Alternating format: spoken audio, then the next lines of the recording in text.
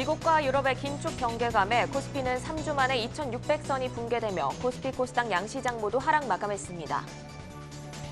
원달러 환율은 12원 오른 1,268.9원에 마감했습니다. 미국 반도체 지수가 하락하면서 삼성전자는 한 달 반 만에 52주 신저가를 다시 쓰면서 63,800원에 마감했습니다. 현대차가 서울 강남 지역에서 자율주행 서비스 시범 운행을 시작한다는 소식에 인포뱅크, 모트레스 등 관련주가 급등 마감했습니다. CIS 경영권 매각 입찰에 LG 환화 등 대기업이 예비 입찰 참여를 검토 중이라는 소식에 주가가 급등 마감했습니다. HLB 생명과학이 공매도 과열 종목으로 지정됐다는 소식에 HLB그룹주가 동반 하락 마감했습니다.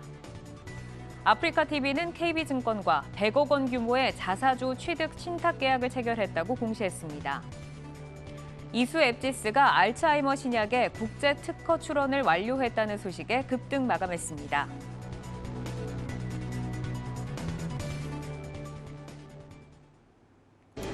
내일을 여는 오늘장 마무리, 투데이 한경 코리아마켓. 오늘장 힐링 마무리하면서 내일을 힘차게 열어보겠습니다. 네, 오늘장은 글로벌 긴축 공포로 정리해볼 수 있겠습니다. ECB가 11년 만에 금리 인상을 예고했습니다. 네, 이에 미국과 유럽의 긴축 경계감이 확산되며 양시장 모두 하락 마감했습니다. 네, 그럼 코스피 시장부터 마감 저와 함께 살펴보시죠.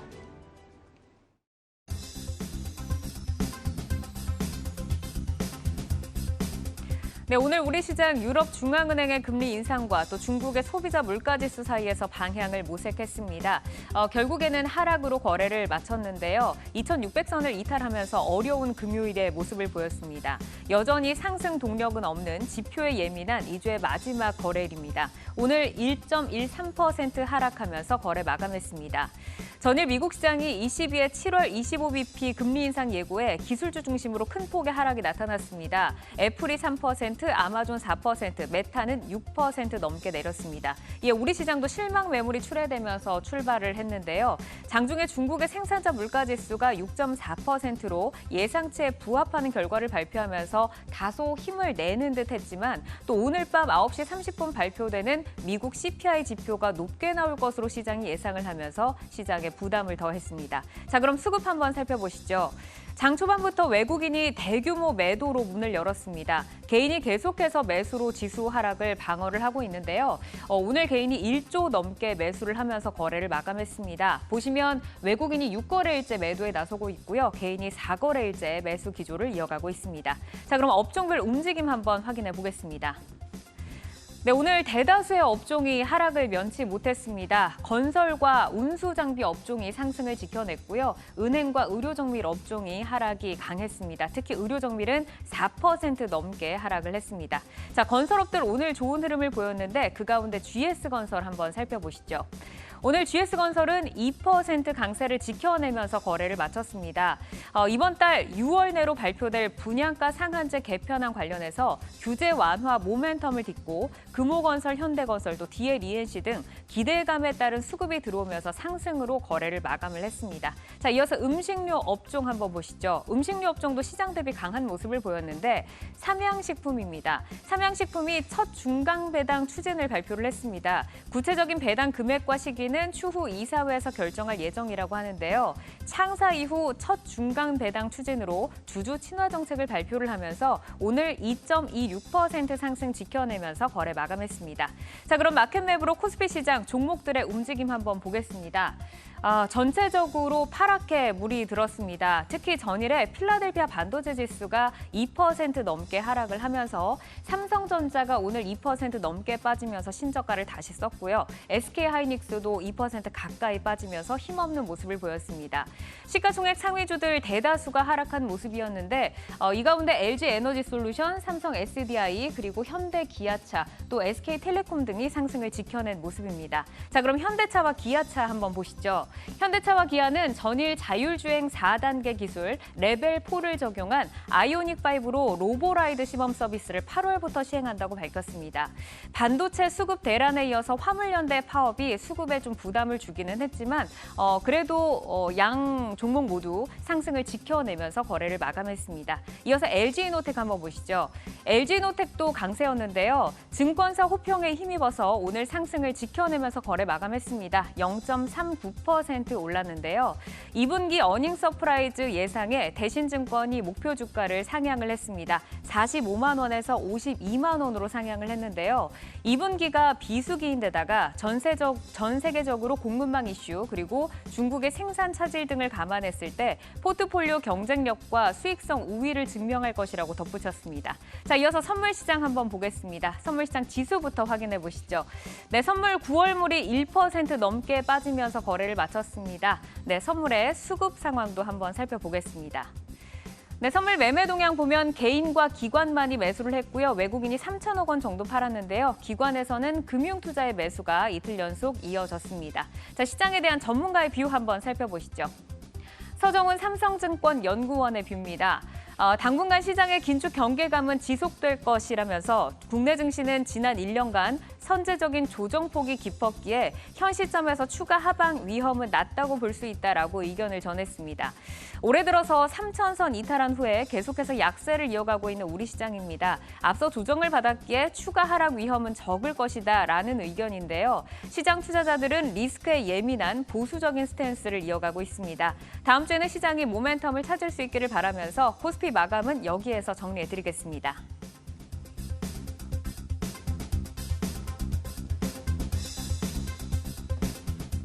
네, 이어서 코스닥 마감 시황입니다. 오늘 지수부터 살펴보겠습니다. 0.83% 하락한 869포인트에 거래를 마쳤습니다. 오늘도 어제처럼 장중 변동폭이 심했는데요. 등락을 거듭하며 한때 1% 넘게 낙폭을 키우기도 했습니다. 막판 다시 힘을 내긴 했지만 870선을 내주고 말았습니다. 이어서 수급 보겠습니다. 오늘도 개인이 홀로 외로운 싸움을 했는데요. 보시면 700억 넘게 홀로 매수에 나섰고요. 외국인과 기관이 현재 400억 그리고 200억 넘게 팔면서 지수를 함께 끌어내렸습니다. 그럼 업종별 등락도 확인해 보러 가보겠습니다. 대부분 업종이 오늘 하락한 가운데 일반 전기전자와 디지털 콘텐츠 업종은 빨간불을 켜냈습니다. 반면 기타 제조와 운송장비 부품 업종은 부진한 흐름을 보였는데요. 운송장비 부품 업종 같은 경우엔 모트렉스의 상한가에도 불구하고 HLB가 5% 이상 하락하면서 업종 지수를 2% 가까이 끌어내렸습니다. 그러면 전기전자 업종 중 종목을 좀 더 자세히 살펴보겠습니다. 오늘 자율주행차 관련주가 강세였죠. 라닉스를 한번 보겠습니다. 라닉스는 자율주행 원천 기술을 연구하는 시스템 반도체 전문 회사인데요. 코스피 시장에서도 살펴봤듯이 자율주행차 상용화 기대감이 증폭되면서 관련주의 매기가 쏠렸습니다. 상한가로 마감을 하나 싶었는데 막판에 풀리긴 했습니다. 하지만 여전히 강한 20%대 상승으로 거래를 마쳤고요. 이외에도 모트렉스가 상한가에 직행을 했고요. 라닉스가 20% 그리고 대성 엘텍이 10% 가까이 급등을 하면서 전기전자 업종지수 상승에 힘을 보탰습니다. 그러면 이어서 디지털 콘텐츠 업종 보겠습니다. 위메이드 그룹주들의 강세가 약세장 속의 업종 지수를 견인했는데요. 위메이드 맥스는 위믹스 달러를 기반으로 한 위믹스 3.0 공개를 앞두고 상승세를 보였습니다. 위믹스 3.0을 통해 게임, NFT 등 모든 것을 갖춘 플랫폼을 목표로 위믹스 생태계를 확장할 방침인데요. 여기에 루나 2.0의 거듭된 폭락으로 위믹스의 가치가 상대적으로 부각되면서 그룹주들 모두 상승을 했습니다. 보시면 4에서 6% 가까이 상승을 했습니다. 이어서 시가총액 상위 종목들의 움직임 코스닥 마켓맵으로 자세히 살펴보겠습니다. 먼저 시총 10위권 내에서는 에코프로비엠과 위메이드 그리고 첨보를 제외하고는 모두 하락 마감했습니다. 일단 반도체 업종부터 한번 볼까요? 간밤 필라델피아 반도체 지수가 2% 넘게 급락 마감하면서 투심이 많이 위축된 모습입니다. 또 여기에 중국의 올해 1월부터 5월까지의 반도체 수입량이 전년 동기 대비 대폭 감소했다는 소식도 전해지면서 오늘 반도체 업종이 파랗게 물이 들었습니다. 게임 업종은 종목별로 등락이 엇갈렸습니다. 위메이드가 6%대 빨간불을 켜낸 반면 카카오게임즈와 펄어비스 등은 1에서 2% 하락세를 보였습니다. 마지막으로 환율 체크하겠습니다. 어제 달러 매수가 계속될 것이다라는 전문가의 의견을 전해드린 바 있는데요. 오늘도 환율이 강하게 상승했습니다. 4일 연속 1250원대에 머물렀지만 경기도나 우려와 함께 미국 물가지표 발표를 앞두고 있는 만큼 달러 강세 압력이 커졌습니다. 1260원대를 뚫었는데요. 오늘 12원 오른 1268.9원에 마감을 했네요. 지금까지 코스닥 마감 시황 전해드렸습니다.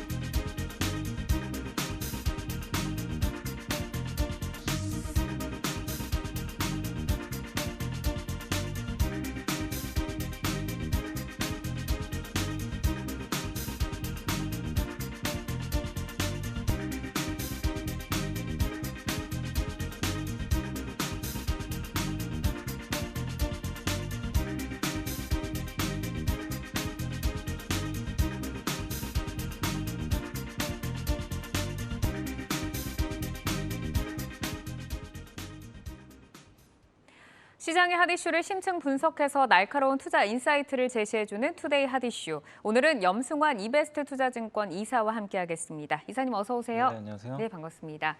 투데이 핫이슈 첫 번째 키워드는 긴축입니다. 유럽중앙은행의 11년 만에 금리 인상 예고로 주요국 긴축 경계감이 확산되고 있습니다. 인플레와 긴축 행보 집중 진단해 보겠습니다. 변동성 구간 시장을 이끌 주도주는 어떤 섹터일지 주요 섹터에 대한 모멘텀까지 점검해 보겠습니다.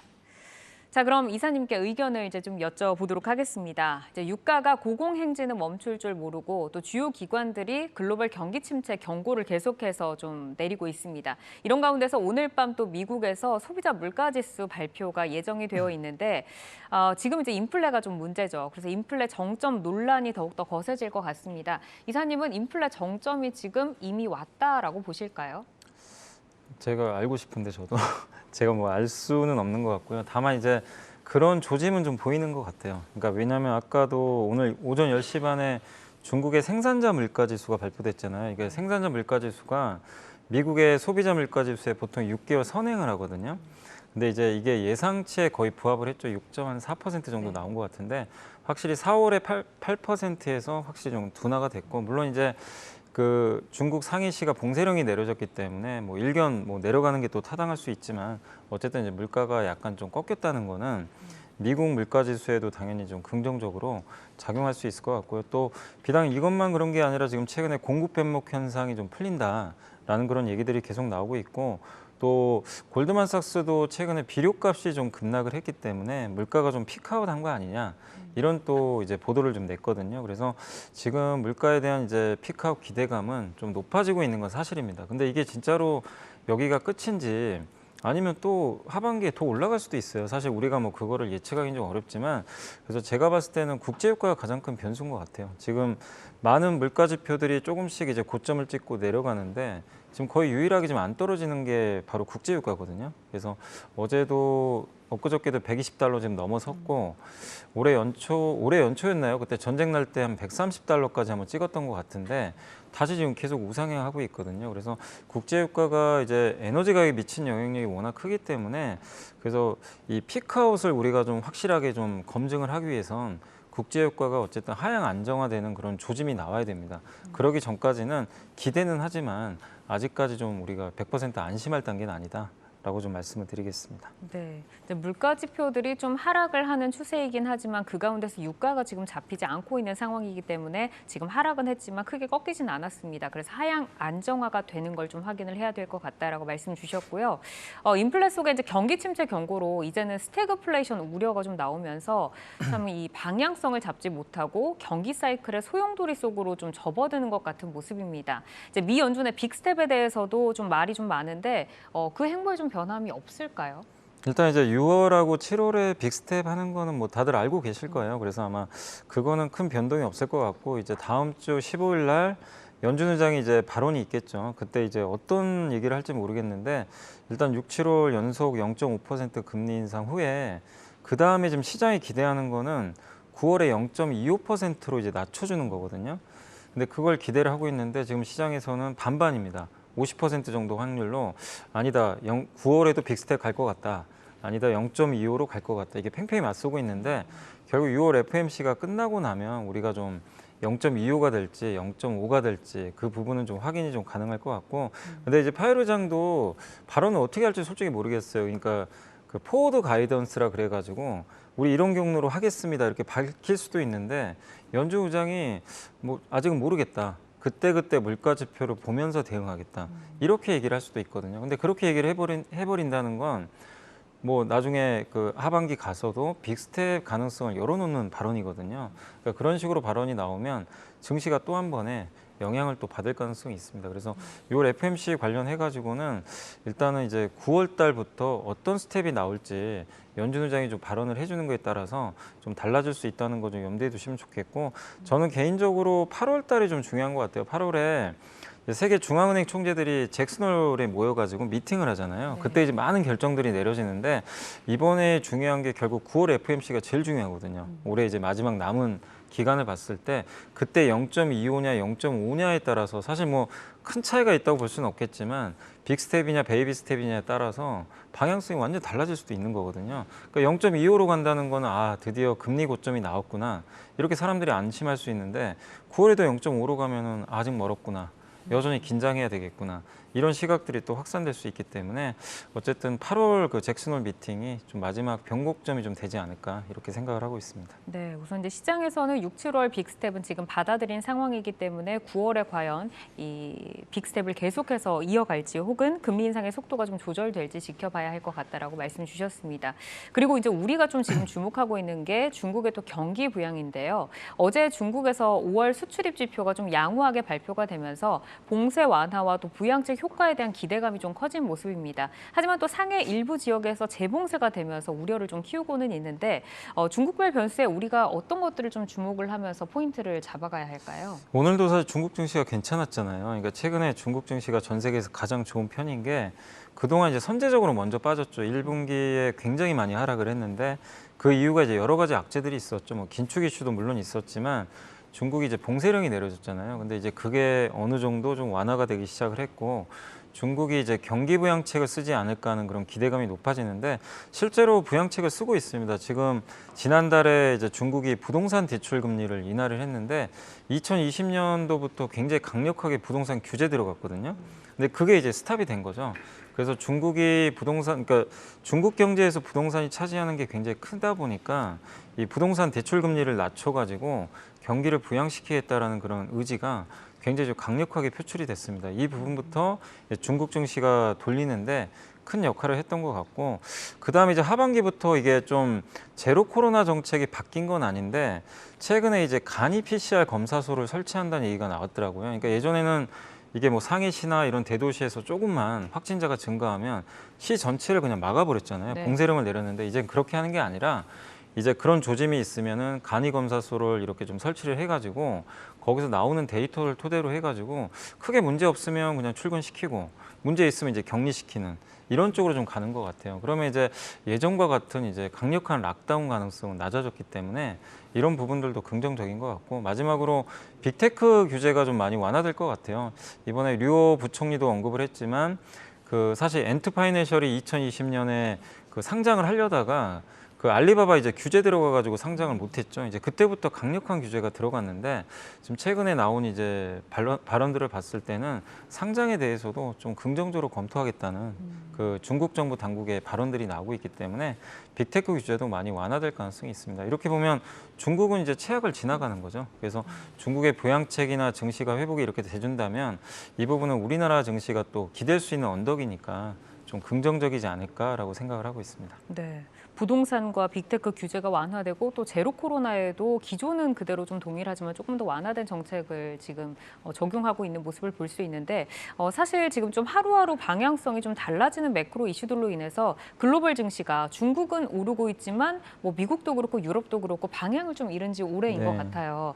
투자자들이 좀 어떻게 나침반을 들면 방향이 좀 보이게 될지 굉장히 답답할 것 같은데 이럴 때 좀 단기적으로 모멘텀에 집중을 해야 된다. 빠르게 트레이딩하자 하는 분들도 계시고 좀 길게 보고 대응하자 하는 분들도 계신데 좀 어떤 쪽으로 잡고 계신가요? 그러니까 지금의 시장 환경만 보면 단기 매매가 사실 맞겠죠. 그러니까 환경만 본다면 왜냐하면 연속성이 전혀 없잖아요. 뭐 하루 이틀 올랐다가 계속 좀 빠지는 흐름이 나오고 또 빠졌다가 다시 올라가니까 그래서 매매를 좀 내가 트레이딩 자신이 있다고 생각하시는 분들은 뭐 그렇게 하셔도 상관은 없는데 이게 뭐 정답이 있는 게 아닙니다. 뭐 투자자별마다 성향이 다 다르시니까 나는 단기 매매 못 하시는 분한테 시장이 이러니까 단기 매매 하세요. 이것도 사실 맞는 말은 아니거든요. 그래서 각자 성향에 맞게 좀 결정하시면 되겠고 그래서 트레이딩 하시는 분들 입장에서는 지금 장은 안 좋은데 종목들은 또 움직이는 기업들이 많이 나와요. 그래서 그걸 이용해서 트레이딩을 계속 병행하시면 좋을 것 같고 다만 그런 능력이 좀 안 되시거나 시장 잘 모르겠다 하시는 분들은 장기 관점에서 저는 비중 늘려도 된다고 생각합니다. 지금 워낙 기업들 주가가 많이 지금 그 힘든 구간인데 워낙 또 저평가된 구간까지 내려온 기업들이 워낙 많이 있거든요. 그래서 그런 기업들을 내가 좀 지금 당장이 아니라 뭐 올해 말이나 내년까지 보고 투자하는 거는 나쁘지 않다고 생각합니다. 단 이제 기업을 선정하실 때 이제 중요한 거는 미래에 대한 성장도 물론 중요하지만 지금 현금 흐름이 더 중요하거든요. 그래서 기업별로 현금 흐름이 잘 나오는 그런 기업들을 좀 잘 압축을 하셔가지고 대응을 하시면 좋을 것 같고 그리고 이제 한 가지 좀 당부드리고 싶은 건 최근에 이제 고유가 수혜주가 굉장히 많이 올랐잖아요. 네. 정유주도 그렇고 근데 이쪽을 이제 와서 좀 뒤늦게 쫓아가는 건 좀 늦은 것 같아요. 그래서 나중에라도 한번 또 눌러줄 타이밍이 올 수 있으니까 기다리시고 또 요즘에 제가 상담도 좀 하다 보니까 로봇 관련주 많이들 물어보시더라고요. 이거 뭐 지금이라도 사야 되는 거 아니냐. 근데 저는 좀 개인적으로 로봇 관련주들도 이미 많이들 노출이 됐고 주가 많이 올라왔어요. 그래서 지금은 오히려 좀 투자에 주의를 할 때가 아닌가라고 좀 말씀드리고 싶습니다. 네, 로봇이나 이제 고유가 관련주 같은 경우에는 이미 좀 주가가 피로도가 좀 있다. 지금 쫓아가지 말자라고 하셨고 단기 매매가 가능한 시장이긴 하지만 좀 어렵다 보니까 쫓아가다가 또 물릴 수 있는 부분이잖아요. 이제 본인의 투자 스타일에 맞게 좀 선정을 하셔야 될 것 같습니다. 그리고 이제 글로벌 증시가 전반적으로 변동성이 강한 모습이기는 한데 국내 증시는 유독 약하게 좀 움직이거든요. 그래서 그 이유를 우리는 외국인에서 찾을 수 있을 것 같은데 아무래도 강달러가 지속이 되는 한 우리 시장의 외국인의 복귀는 좀 어렵다. 라고 좀 볼 수가 있겠죠. 네, 그러니까 말씀해주신 대로 달러가 제일 중요합니다. 이 달러가 어쨌든 꺾여야 우리나라 증시 올라가는데 뭐 사실 지난주에 증시가 좀 올랐을 때 달러가 꺾였거든요. 그러니까 1,280원에서 1,230원으로 원달러 환율이 이렇게 떨어지자마자 국내 증시가 바로 올라갔어요, 사실. 근데 이번 주 들어와서 다시 환율이 1,260원대를 또 향해서 오르다 보니까 외국인의 매도가 쏟아져 버렸죠. 그래서 달러가 꺾여야 되는데 지금 달러가 꺾일 환경이 아니다 보니까 굉장히 어려운 게 엔화와 유로화가 너무 약해요. 특히 이제 일본의 엔화가 지금 역대 최저치까지 좀 떨어질 정도로 굉장히 좀 부진한 상황이고 유로화라도 좀 강해지면 좋은데 유럽도 지금 그 ECB가 열렸는데 오히려 약세로 또 전환이 돼버렸어요. 그러니까 이런 이제 상대국 통화가 너무 약한 것도 좀 문제가 될 수밖에 없고 또 경기 둔화 우려가 좀 커지다 보니까 한국의 반도체 기업들에 대해서 계속해서 좀 매도하는 것도 부담이고 그래서 강달러 기조가 좀 완화되는 거는 지금 현재로서 우리가 생각할 수 있는 거는 중국밖에 없는 것 같아요. 중국에 대한 경기 기대감이 좀 높아지면 위안화가 강세로 갈 수가 있거든요. 그러면 강달러를 조금 이제 느슨하게 해줄 수 있는 요인이 될 수 있으니까 지금 단기적인 시각에서는 물가가 좀 꺾이는 거와 더불어서 그 중국의 경기 회복에 대한 좀 기대감 이게 높아지는 게 좀 달러를 완화시키는 좀 요인이 되지 않을까라고 예상을 하고 있습니다. 네, 중국의 이제 경기를 부양하면서 위안화가 강세로 돌아서면서 이제 강달러를 좀 눌러주길 바란다라고 말씀하셨는데 달러 유가 그리고 또 우리 투자자들이 근심이 좀 깊은 종목이 아무래도 삼성전자거든요. 근데 삼성전자가 오늘 또 52주 신저가를 다시 또 쓰면서 뭐 펀더멘탈적으로 봤을 때는 시총 대비 밸류에이션이 지금 뭐 말도 안 되는 수준이다. 저평가로 접근하기에도 지금 좀 빨리 올라오진 않을 것 같다라는 좀 시각이 많습니다. 네. 이미 이제 삼성전자라는 좀 긴 터널에 진입하는 분들 많으실 텐데 얼마나 저희가 좀 더 기다려야 될까요? 이게 싼 거는 뭐 맞죠. 왜냐면 PBR 기준으로 지금 1.3배가 깨졌어요. 이게 65,500원 정도 되거든요. 그래서 그게 좀 깨졌고 그다음 PBR 1.2배 정도를 바닥으로 보는데 거기가 61,000원 정도 돼요.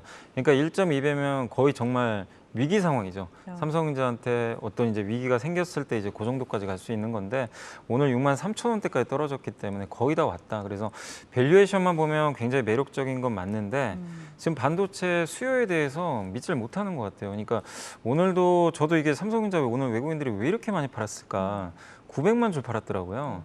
그래서 저도 이제 좀 찾아보니까 아마 모건 스탠리 좀 부정적인 보고서가 있었던 것 같아요. 여기서 이제 그 내용을 저도 좀 잠깐 살펴보니까 반도체 수요 가뭄이 올 것 같다. 뭐 이런 좀 내용이더라고요. 그러니까 작년에 겨울이 온다고 보고서를 써가지고 안 좋았는데 이번엔 좀 수요가 좀 안 좋을 것 같다.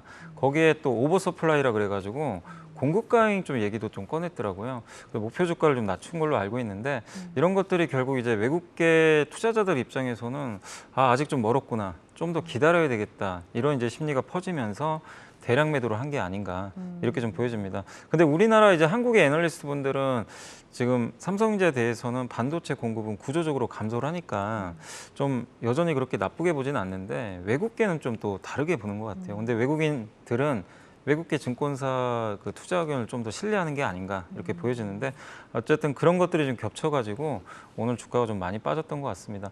어쨌든 이제 공급 자체가 저도 개인적으로는 구조적으로 감소할 수밖에 없다고 보지만 지금 제일 문제는 수요거든요. 수요에 대한 불확실성이 크다 보니까 주가 반등 시기는 좀 늦어질 수밖에 없지만 분명한 건 밸류에이션은 거의 좀 바닥권까지 왔기 때문에 지금은 좀 견뎌내야 되는 구간이 아닐까라고 말씀을 드리겠습니다. 네, 반도체에 겨울이 오고 또 수요에 또 가뭄이 온다. 뭐 이렇게 또 외국계의 또 리포트에 따라서도 삼성전자의 외국인의 매도가 늘어나고 있는데 사실 삼성전자가 한때는 10만 전자였는데 이제는 뭐 6만 전자다라는 또 별명을 얻게 됐어요. 근데 삼성전자나 SK 하이닉스는 좀 안 좋은데 대기업들의 투자와 또 글로벌 반도체 경쟁이 심화가 되면서 국내 반도체 소부장주들은 또 경쟁력이 또 좋다라고 좀 부각이 되면서 주가도 탄력적이었는데 이 반도체 소부장주들은 좀 어떻게 보시나요? 네, 소부장이 좋았어요. 좋았는데 같이 빠지더라고요.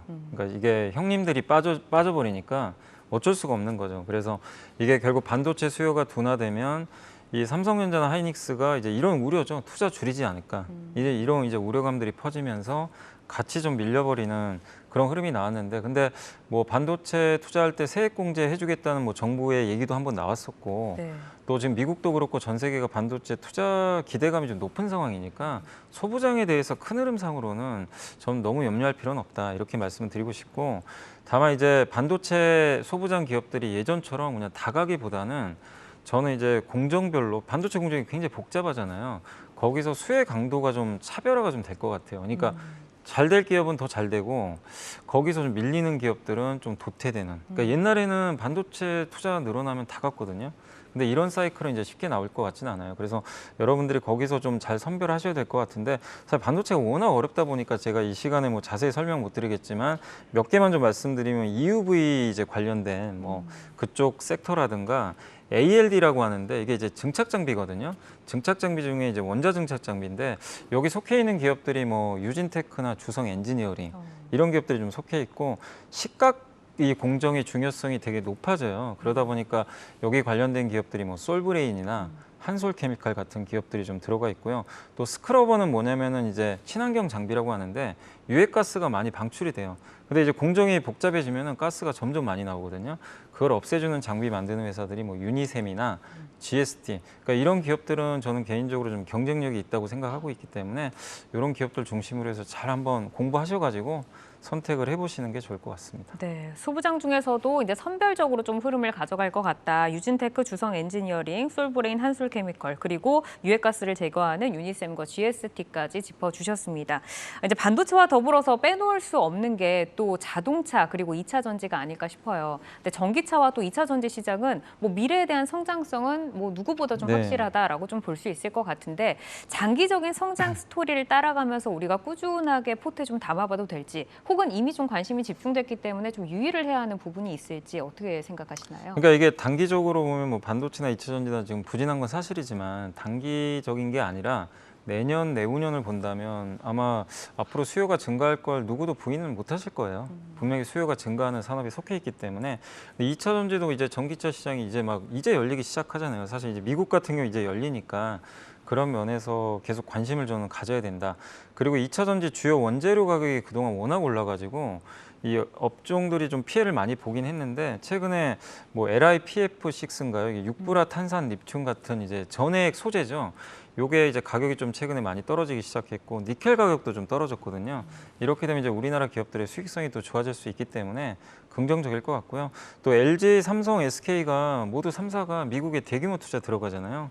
이렇게 보면은 저는 기업 투자 스케줄마다 좀 다르긴 하겠지만 미국에 이렇게 투자가 들어갈 때 수혜받을 수 있는 기업들에 대해선 관심을 좀 계속 가져봐야 된다.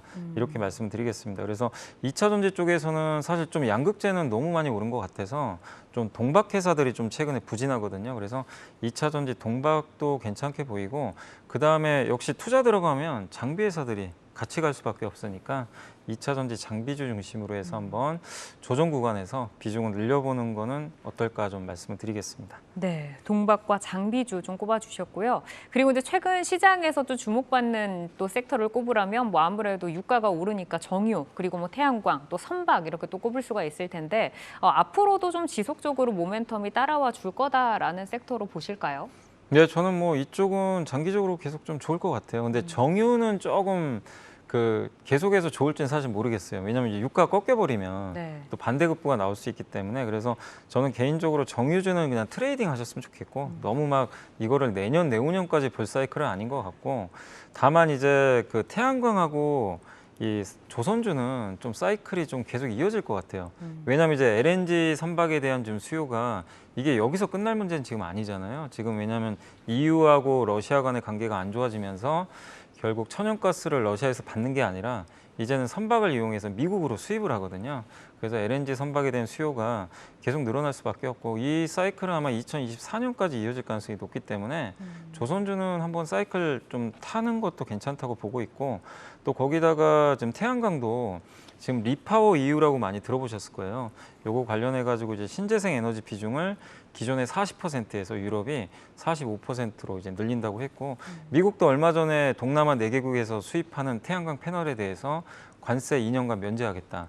이런 또 발표를 했었죠. 그러니까 태양광에 대한 비중은 늘리겠다는 얘기가 계속 나오거든요. 근데 이것도 뭐 올해만 하고 말 사이클은 아니기 때문에 그래서 태양광과 조선주에 대해서는 좀 큰 흐름으로 투자를 해보셔도 좋을 것 같습니다. 네, 천연가스 공급난 그리고 이제 친환경으로 바꿔가는 이런 정책들에 기대어서 태양광과 또 조선주 좋을 것 같다라고 말씀 주셨습니다.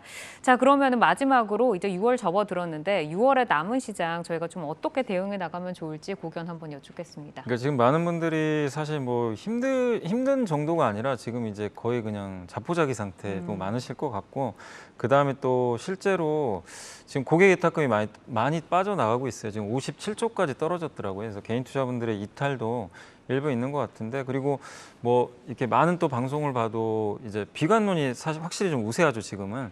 그래서 항상 뭐 이게 무조건 맞다는 아니지만 지금 구간에서 너무 좀 저는 공포보다는 좀 소수의 편에 서는 게 맞지 않나 좀 용기를 낼 시점이다 이렇게 말씀드리고 싶고 물가 상승이라든가 긴축 뭐 경기 우려 이걸 뭐 우리가 모르는 건 아니잖아요. 그래서 어느 정도 좀 선반영은 됐고 또 국내 증시가 PER 상으로도 어쨌든 평균치로 봐도 지금 충분히 저평가돼 있기 때문에 결국 이제 언제 좋아질지는 저도 잘 모르겠습니다. 뭐 그걸 제가 알 수는 없겠지만 이런 악재들은 지금 계속해서 가격에 반영이 되고 있기 때문에 좀 큰 흐름에서 좀 용기를 내보자 이렇게 말씀드리고 싶고 지금 그리고 만약에 우리가 업종을 좀 선택한다면 방금도 저희가 2차 전지 뭐 아니면 반도체, 조선 뭐 이런 거 얘기했지만 여기서 공통적으로 관통하는 키워드가 하나 있어요. 이들 업종은 앞으로 수요가 성장하는 산업에 다 속해 있어요. 그래서 지금 인플레 시대고 어려운 상황이지만 뭐 수요가 성장하는 산업 중심으로 여러분들이 비중을 늘려가시면 좋을 것 같고 거기 속한 이제 업종 중에서 반도체 소부장이나 아까 말씀드린 전기차 뭐 거기에 또 친환경 부품도 들어가겠죠. 그리고 조선주 중에서는 이 조선 기자재 쪽에서 피팅 업체들도 있습니다. 이제 LNG 플랜트 쪽에 들어가는 관이음새 관련된 기업들도 한번 여러분들이 공부를 하셔가지고 큰 흐름으로 한번 좀 투자를 해보시면 좀 좋을 것 같습니다. 네. 공포에 담아가야 하는 장세, 턴어라운드의 시기는 정확하게 알 수는 없지만 그래도 실적 성장이 지속되는 섹터들 밸류에이션 매력적이기 때문에 잘 보자라고 말씀을 주셨습니다. 네, 오늘 염승환 이베스트 투자증권 이사와 함께했습니다. 좋은 말씀 고맙습니다. 네, 감사합니다.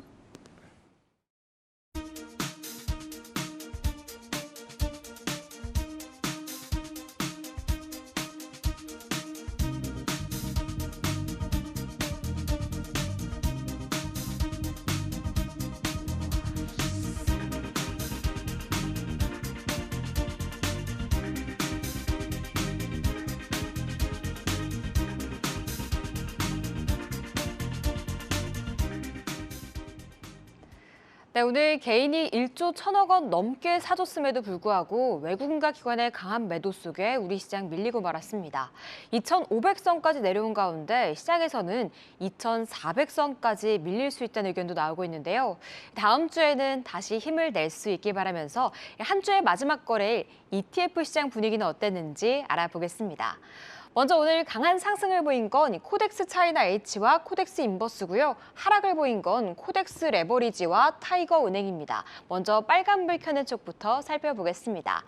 오늘 오전 중국의 5월 CPI와 PPI 발표가 있었습니다.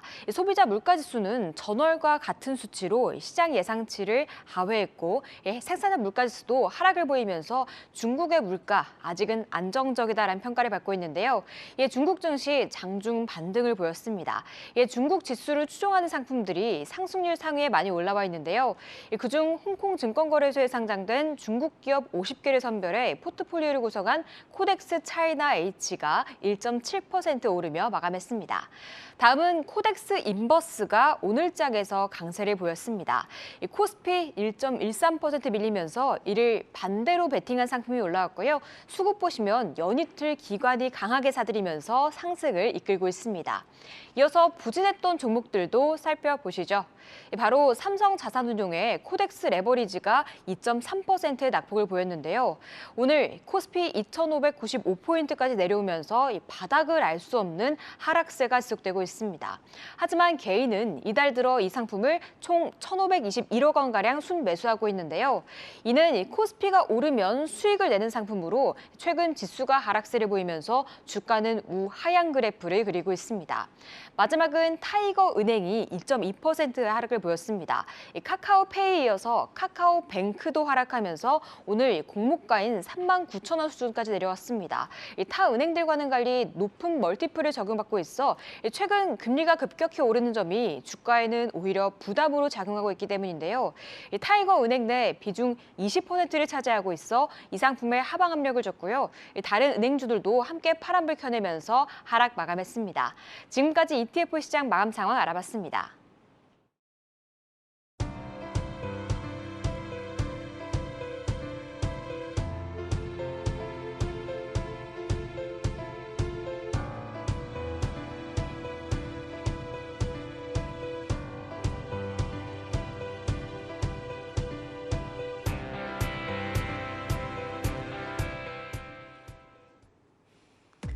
아시아 마감 시황입니다. 오늘 아시아 주요 증시는 전반적으로 하락을 했습니다. 일본이 1% 넘는 하락세로 마감을 했는데요.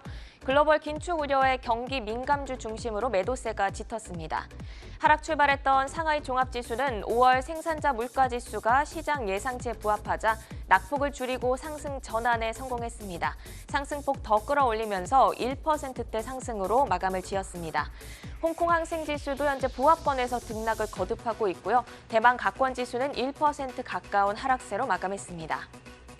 간밤 미국 증시는 유럽 중앙은행의 정책 금리 인상 예고에 글로벌 긴축 우려가 강화되며 3대 지수 모두 크게 하락을 했습니다. 오늘 밤 우리 시간으로 9시 30분 중요한 지표가 발표되는데요. 미국의 5월 CPI가 발표됩니다.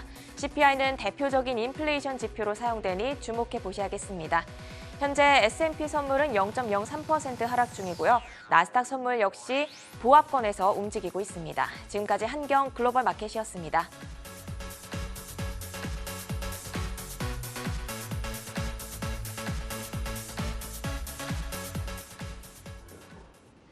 네, 오늘도 우리 시작을 이끈 건 바로 개인 투자자들이었죠.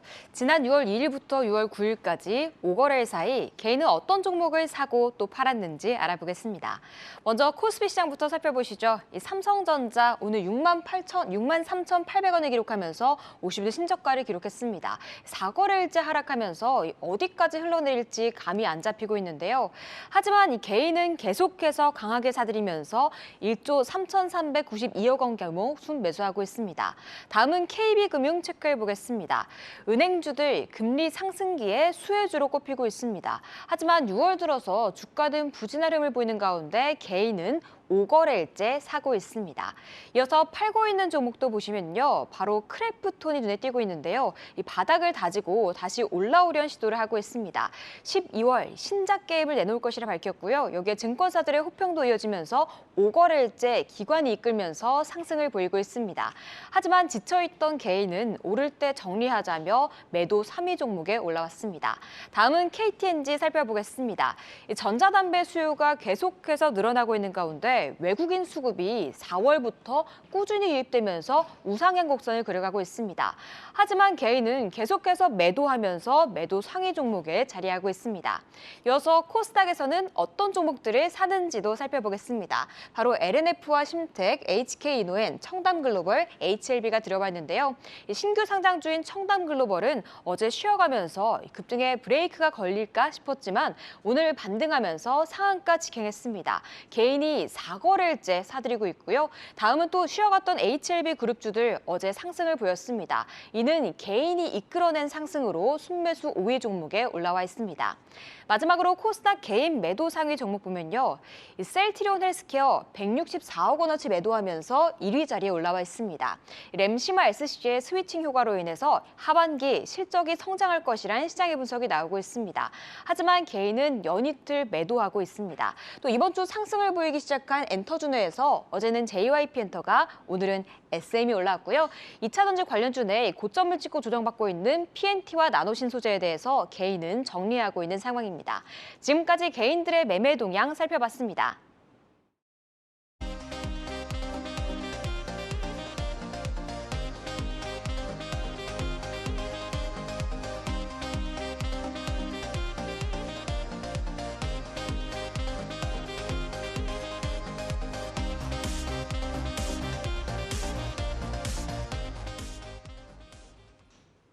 네, 개인들이 매매하는 주요 종목들까지 만나봤습니다. 오늘 이슈콕 종목톡에서는 유통의료업종에 대해 얘기 나눠보겠습니다. 신영증권 서정연 연구위원 모셨습니다. 안녕하세요. 안녕하십니까. 네, 5월 초에 이제 연구원님께서 쓰신 그 인플레이션은 누구 편일까라는 리포트 시리즈를 굉장히 좀 흥미롭게 봤는데 최근 시장에서는 인플레를 빼놓고는 이야기를 할 수 없을 것 같습니다. 자, 그럼 인플레이션 시대에 투자자들이 어떤 편에 서는 것이 좀 유리할까요? 네, 각종 산업들 중에서 인플레이션 효과를 어떻게 봐야 되나 많이들 분석하셨을 텐데요. 가장 중요한 단어로 보는 거는 가격 결정력 그리고 가격 전가력입니다. 인플레이션이라는 거는 아시다시피 물가 상승하는 건데 이게 물가 상승이라는 것이 판매가도 오르지만은 인건비, 각종 유류비 다 오르게 되죠. 그랬을 때 이 비용 상승분을 가격으로 전가할 수 있는 그런 파워를 가진 회사 또는 산업이라면은 그런 쪽에 이제 관심을 좀 당분간 기울여야 된다. 그런 뜻으로 쓴 레포트입니다. 네, 인플레 시대에서는 가격 결정력 그리고 가격 전가력을 가진 기업에 주목해야 한다라고 말씀 주셨습니다. 다음 질문을 한번 드려보겠습니다. 지난 5월에 제가 본 기사에서는 빅테크 기업의 주가가 바닥권에 진입 중이나 가파른 회복세는 어려워 보인다 이런 의견을 제가 봤습니다. 현 시점에서도 빅테크 기업들에 대한 의견 변화는 없으신지 궁금한데 현재도 유효할까요? 네, 빅테크 기업이라고 하면은 주로 이제 네이버, 카카오 이런 회사들이 되겠지요.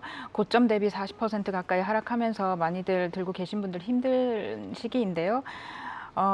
빅테크 회사들의 그 주가 흐름을 길게 놓고 봤을 때 언제 올랐느냐, 마진이 의미 있게 개선될 때 또는 신성장 사업에 추진을 했을 때 거기서 가시적인 성과가 예상이 됐을 때 이럴 때 이제 주가가 올랐습니다. 그래서 현재 같은 경우는 사실 이제 커머스 사업에서 계속 투자가 나오고 있는 시기이기 때문에 경쟁 또는 비용 이런 것들이 계속 좀 실적에 부담이 될 수가 있습니다. 그래서 올해는 좀 의미 있는 실적 개선은 힘들 수 있다라고 보는데요. 한 가지 좀 말씀드리고 싶은 것은 최근에 이미 이제 기사화됐고 이번 주 일인데 뭐 카카오 같은 경우에 기자 간담회도 대대적으로 대표님 하셨고 또 애널리스트 데이도 했습니다. 그래서 거기에서 좀 의미 있게 나온 얘기 중에 하나는 방송 들으시는 분들은 잘 더 아실 것 같은데 오픈 채팅방이라는 거, 이 서비스가 현재는 카카오톡 내에서 이루어지고 있는데 이걸 카카오톡과 별도로 분리해서 수익화하겠다라는 얘기를 하셨습니다. 그래서 이 부분이 좀 제가 보는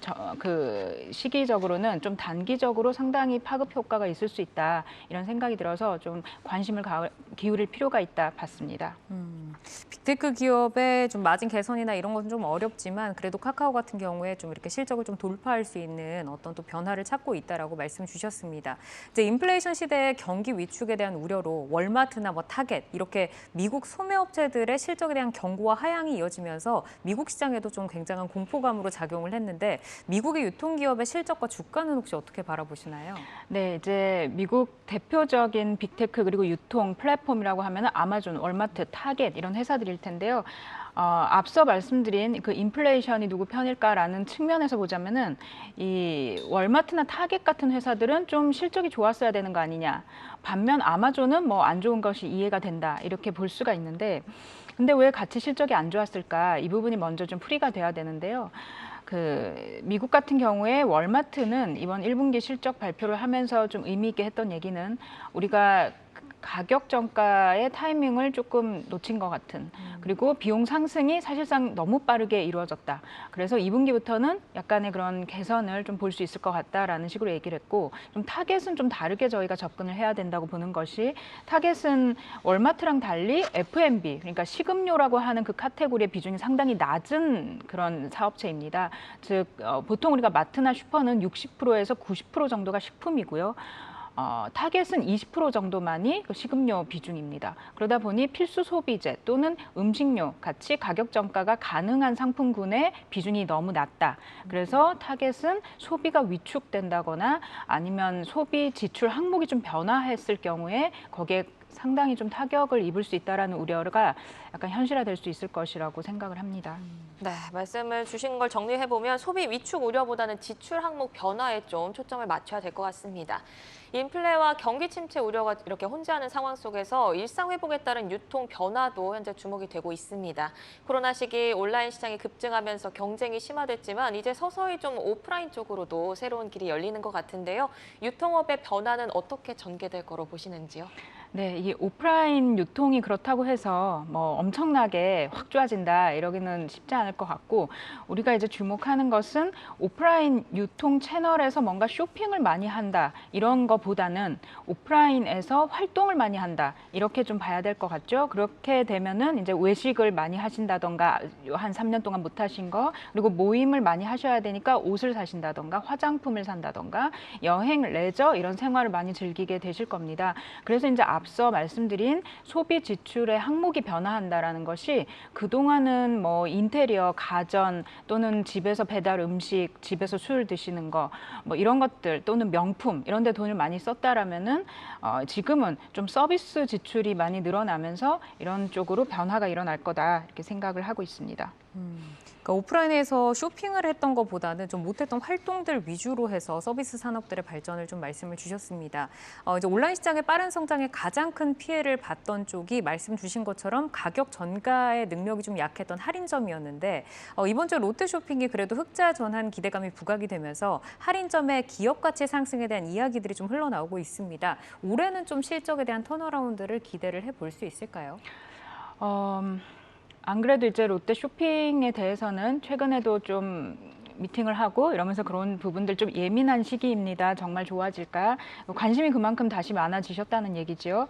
근데 이제 롯데마트 또는 대형마트 이 산업은 2분기가 상당히 좀 비수기입니다. 왜냐면은 이게 마트에서 주로 사는 거는 음식료품들이고 또 이게 가장 많이 팔리는 분기는 1분기와 3분기입니다. 왜냐면 이제 명절이 그때 있죠. 그래서 설과 추석이 있는 그 분기에 가장 성수기인데 2분기는 이게 좀 부족하다 보니까는 원래도 비수기인데 아시다시피 2분기는 종부세를 납부하는 분기입니다. 그래서 자산이 많은 법인들일수록 이 부담이 워낙 커서 흑자를 내기가 쉽지 않은 그런 구간으로 들어갑니다. 그래서 롯데마트 같은 경우에 흑자가 될 거다라고 자신 있게 지금 상황에서는 말하기 힘들지만 백화점 사업, 마트, 홈쇼핑, 시네마 이런 이 롯데쇼핑이라는 회사가 운영하고 있는 각종 사업들이 올해는 좀 환경이 상당히 좋은 상황입니다. 그래서 이 회사 전체적인 그 상황으로 봤을 때는 실적이나 주가가 지속적으로 좀 좋을 수 있는 그런 해다라고 판단을 하고 있습니다. 네, 또 인천공항 정상화 등으로 여행산업 활성화로 면세점도 같이 주목을 받고 있습니다. 하반기에 좀 유의미한 성장세도 기대해 볼 수 있을까요? 네, 면세점이야말로 지금 가장 좀 편안한 투자가 되지 않을까 생각을 하는데요. 1분기 실적이 나왔을 때만 해도 이거 대체 언제 좋아지나 이렇게 좀 많이들 좀 답답하고 좀 지겨운 그런 상황이었지요. 하지만 이제 면세 고객이 이 시내든 공항이든 회복이 되고 있다라는 거는 사실이기 때문에 이거 이제 실적으로 계속 연결될 수밖에 없을 거다라고 생각이 됩니다. 그래서 면세점이 지금 아주 많이 주가가 빠져서 허덕이고 있는 상황도 아니지만 그래도 또 오르지 않고 계속 좀 왔다 갔다 하고 있는 상황이어가지고 좀 편안한 투자라는 얘기는 크게 잃을 것은 없을 것 같다 생각이 됩니다. 면세점은 회복세가 뚜렷하고 실적 개선이 이제 앞으로 예정이 되어 있다라고 말씀 주셨습니다. 업태별로 나누면 백화점, 편의점, 대형마트, 홈쇼핑 이렇게 좀 나눠볼 수 있을 것 같은데 업태별 선호도는 어떻게 되시는지 궁금하고 하반기 성장 포인트 어떻게 좀 잡고 갈까요? 선호도라 하면은 이제 실적과 주가를 좀 나눠서 물론 이제 그걸 나눠서 본다는 것이 무슨 의미가 있나 싶기는 하지만요. 실적으로 보자면은 가장 좋은 실적을 낼 것으로 보이는 것은 사실 편의점입니다. 그 홈쇼핑은 코로나에 약간 수혜였다고 보는 업태라서 가장 이제 순위에서는 좀 뒤에 놓고 봐야 될 것 같고 백화점이 사실상 막 좋을 수 있는 상황은 장기적으로는 아니지만은 지금 패션 쪽 소비가 워낙 많이 이제 회복이 되고 있기 때문에 백화점 마진에 도움이 되고 있습니다. 그래서 편의점 그리고 백화점이 실적과 주가 이런 면에서는 좀 긍정적일 것으로 생각을 하고 있습니다. 네, 유통업종 중에는 편의점 그리고 백화점을 콕 찍어서 말씀을 해주셨습니다. 유통업종의 밸류에이션이 아직도 좀 저평가라는 평가가 우세한데요. 밸류에이션 측면에서 매력도는 어느 정도인지 일단 궁금하고 최선호주를 짧게 한번 들어볼게요. 네, 알겠습니다. 이게 밸류에이션이라 하면은 뭐 저평가돼 있다라는 표현 많이 쓰시는데 그 저평가라는 말이 사실 적정한가라는 생각은 좀 듭니다. 왜냐면은 그만큼 저평가되어 있다라는 거는 그럴 만한 이유가 있는 거라서 이제 밸류에이션 좀 낮다 상대적으로 그런 얘기인데 이게 다시 좀 회복이 될 수 있을까라는 측면에서는 올해 뭐 인플레이션 효과 그리고 마진이 좋아지는 고마진 상품의 판매 이런 것들을 좀 흡수할 수 있는 그런 회사들이 좋아질 것 같다라고 보고 있고요. 그런 면에서는 롯데 쇼핑이나 BJF 리테일 같은 회사가 좋을 것으로 생각이 됩니다.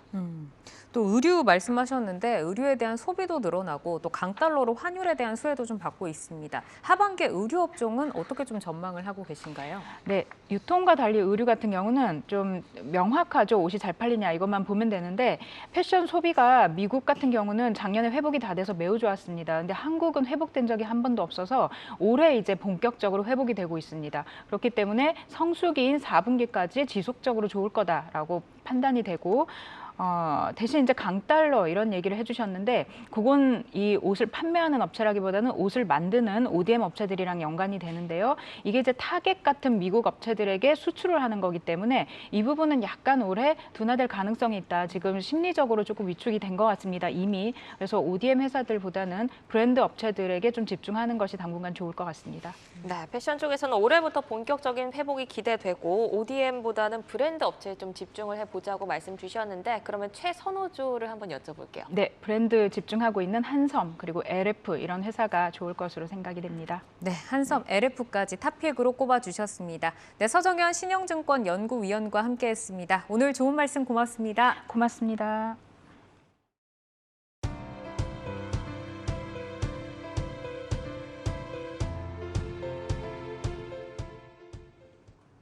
내일을 여는 오늘장 힐링 마무리 투데이 안경 코리아 마켓. 오늘 저희가 준비한 소식 여기까지입니다. 네, 저희는 다음 주 월요일 4시에 다시 찾아오겠습니다. 시청해주신 여러분 고맙습니다.